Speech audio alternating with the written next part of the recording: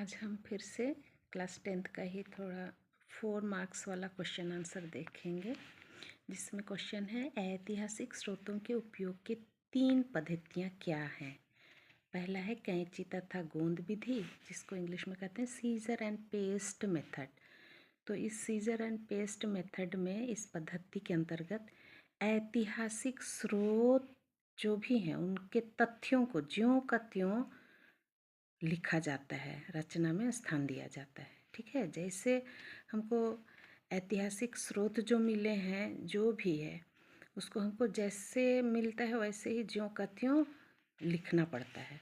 ठीक है। दूसरा स्रोत है कबूतरी सुराख विधि, पिजन हॉलिंग मेथड। इसमें इतिहास रचना करते समय अतीतकालीन विचारों तक पहुंचना ही कबूतरी सुराख विधि कहलाता है।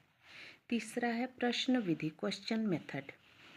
इस विधि द्वारा स्रोतों के तह तक पहुंचकर उस प्रश्न का उत्तर भी ढूंढा जाता है। इसमें जो है प्रश्न विधि में सरकारी दस्तावेज, आत्मकथा एवं संस्मरण, तीसरा है पत्राचार, चौथा है नियतकालिक पत्रिका एवं समाचार पत्र, जिसमें नियतकालीन पत्रिका एवं समाचार पत्र में सोम प्रकाश है, बंग दर्शन है। ठीक है ना। अब देखते हैं अगला क्वेश्चन, सरकारी दस्तावेज क्या है। ये अक्सर एग्जाम में पूछा जाता है, इसलिए ध्यान देना है। हाँ, सरकारी दस्तावेज एक महत्वपूर्ण स्रोत है। इनकी मदद से हमें अतीत में मतलब बीते हुए घटनाओं को जो है का है ज्ञान होता है। जैसे कि स्कूल का हम दस्तावेज देखें तो हमारा 5 क्लास या 8 क्लास 6 क्लास में एडमिशन लेते हैं तो हमारे हर बच्चों का दस्तावेज जो है स्कूल में मिल जाता है। वही चीज़ है सरकारी दस्तावेज। उसी तरह का जो भी है हम लोग का सरकारी दस्तावेज, जैसे कि राशन कार्ड है, हम लोग का वोट कार्ड है, पैन कार्ड, ये सब हमारा सरकारी दस्तावेज है। ठीक है ना। अगला क्वेश्चन है सोम प्रकाश पत्रिका की क्या विशेषता है।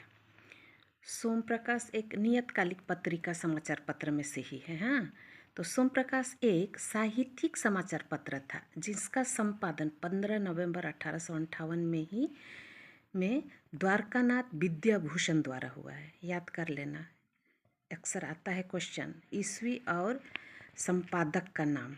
तो 15 नवंबर 1858 द्वारकानाथ विद्याभूषण द्वारा। इस समाचार पत्र में एक्चुअली राजनीतिक संबंधी सामाजिक विषयों पर घटनाओं को प्रकाशित किया गया, जैसे कि वर्नाक्यूलर प्रेस एक्ट जो कि 1878 ईस्वी में इल्बर्ट बिल के विरुद्ध इस पत्र में आवाज़ उठाया।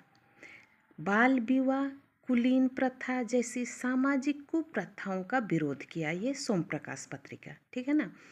साथ ही स्त्री शिक्षा एवं विधवा पुनर्विवाह पर जोर दिया। नीलहे अंग्रेज गोरों, चाय की खेती करने वाले प्लांटरों के खिलाफ खबरें छापी, क्योंकि हमारे कृषकों के ऊपर ये नील की खेती करने वाले अंग्रेज गोरे जो हैं उनको सताया करते थे, अत्याचार करते थे, ठीक से वेतन नहीं देते थे, रहने के लिए घर नहीं मिलता था और टाइम से ओवर काम किया जाता था। जैसे आज हम लोग 8 घंटा काम करते हैं, लेकिन हमारे चाय श्रमिक जो थे उनको जो है 18 घंटा तक काम करवाया जाता। तो ये सभी चीज़ें होती थी, अत्याचार होता था, उसके विरुद्ध में जो है सोम प्रकाश पत्रिका अपने पत्रिका में छापता था अंग्रेजों के खिलाफ। अगला क्वेश्चन है आत्मकथा एवं संस्मरण ये क्या है।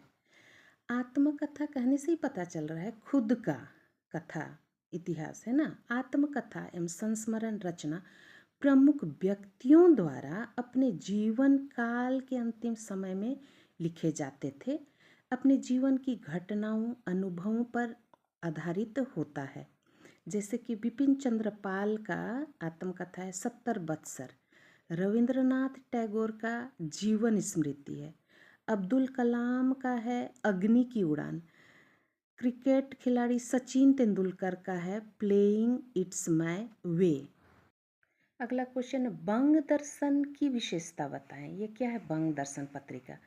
वो है बंग दर्शन पत्रिका 1872 ईस्वी में बंकिम चंद्र चटर्जी द्वारा शुरू किया गया संपादन किया हुआ पत्रिका है। ठीक है ना, याद कर लेना, ये क्वेश्चन ऑब्जेक्टिव में भी पूछा जाता है। कब और किसके द्वारा बंग दर्शन पत्रिका संपादन किया गया, और जिस बंग दर्शन पत्रिका में बंगाली जाति के परिचय और बंगाल में राष्ट्रीयता के उत्थान पर, राष्ट्रीयता की उन्नति करने के ऊपर इस पत्रिका का गहरा प्रभाव पड़ा। ठीक है ना। अगला क्वेश्चन है, आनंद मठ पत्रिका क्या है?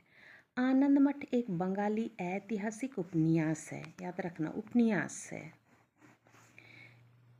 जिसे 1882 ईस्वी में, इसको भी ईस्वी याद कर लेना, बंकिम चंद्र चैटर्जी ने लिखा है। इस उपन्यास में मुस्लिम नीतियों के विरुद्ध संघर्ष का चित्रण करके अंग्रेजी उपनिवेशवाद को उभारने का प्रयास किया गया है, क्योंकि अंग्रेज लोग हमारे देश में आकर के हमारे देश के हर राज्यों को, बंगाल हुआ, अवध हुआ, हैदराबाद, एक एक करके एक एक राज्यों को अपने अंडर में करते जा रहे थे। तो उसी के विरुद्ध, अंग्रेजों के उपनिवेशवाद के विरुद्ध ही आनंद मठ में बंकिम चंद्र चैटर्जी ने लिखा था। ठीक है ना। अगला क्वेश्चन है, फोटोग्राफी से क्या काम लिया जाता है? फोटोग्राफी क्या है, क्या लाभ है? तो फोटोग्राफी कहने से पता चलता है, सब जानते हैं, फोटोग्राफी का प्रयोग भारत में 1850 ईस्वी के दशक में, 1850 ईस्वी में रसायन शास्त्र एवं प्रकाश विज्ञान की उन्नति के कारण शुरू हुआ है फोटोग्राफी।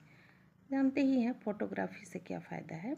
फोटोग्राफी द्वारा मनुष्य को किसी भी स्थान, व्यक्ति एवं घटना की जानकारी मिल जाती है। ठीक है ना।